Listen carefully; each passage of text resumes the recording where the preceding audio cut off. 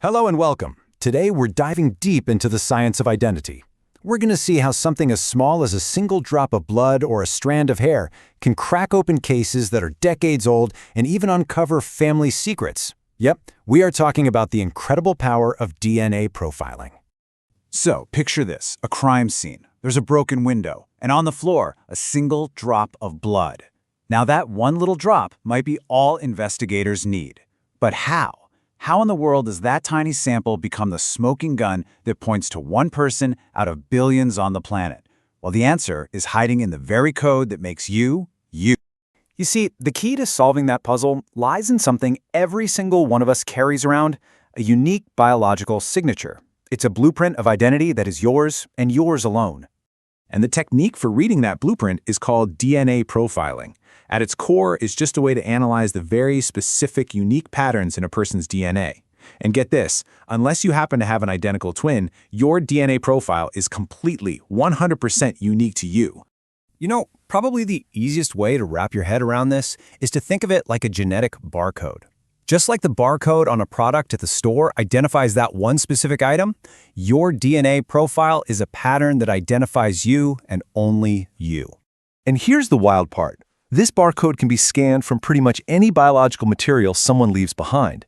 We're talking blood, saliva, skin cells, even a single hair, as long as it has the root attached. We are all constantly leaving these little invisible breadcrumbs of our identity everywhere we go. Okay, so we know we can get a sample, but how do scientists actually read that genetic barcode? How do they take a simple drop of blood and turn it into that distinct black and white signature? Well, it's a pretty fascinating process. First, of course, they have to get the DNA out of the sample. Then, scientists use these things called restriction enzymes. You can think of them as tiny molecular scissors to chop up the long DNA strand into smaller bits. Now, this is where the magic really happens. They put these fragments into a gel and run an electric current through it. Because the smaller fragments move faster and travel further through the gel than the bigger ones, they all separate out by size. And that separation is what creates the unique pattern of bands. And that final pattern of bands, it kind of looks like a ladder where all the rungs are in a unique order. That is the DNA profile. That is the genetic barcode that can finally be read and compared. Now, this incredibly powerful tool is most famous for solving two very different kinds of mysteries, catching criminals and figuring out who a child's father is. But here is the most important part. The rules for how you match that barcode are completely different for each situation. Okay, so for a crime scene, it's all or nothing. The DNA profile from the evidence has to be a 100% perfect, identical match to the suspect's profile. Every single band has to line up. But for a paternity test, we're looking for a combination. See, a child gets half their DNA from their mom and half from their dad. So their profile is going to be a 50-50 mix. Half of their bands will match the mother, and the other half must match the biological father. All right, let's actually put this into practice. We are back at our crime scene, and the lab results for that drop of blood just came in. Okay, on the far left, you see the DNA profile from the crime scene. Let's compare that to our two suspects. Look at suspect 1.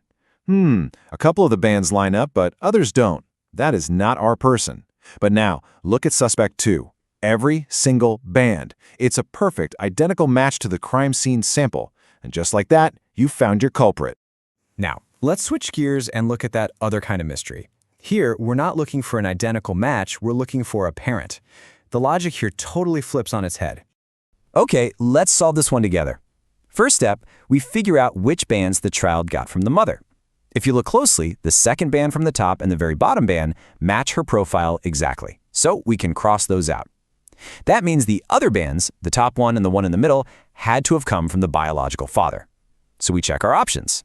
Possible father 2? Nope, he's missing those bands completely. But possible father 1? His profile has a perfect match for both of those leftover bands. And there you have it. We've found our match. Now, DNA profiling is obviously an incredibly powerful tool, but it's not foolproof. This genetic witness, as reliable as it seems, can sometimes be mistaken or even intentionally misled. For starters, it's a really expensive and complicated process, so it's not always accessible.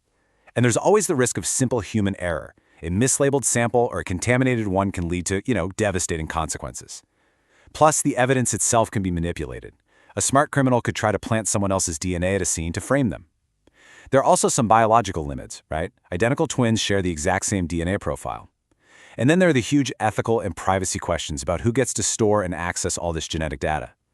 Not to mention, a profile is useless if you don't have a known suspect or a database to match it against.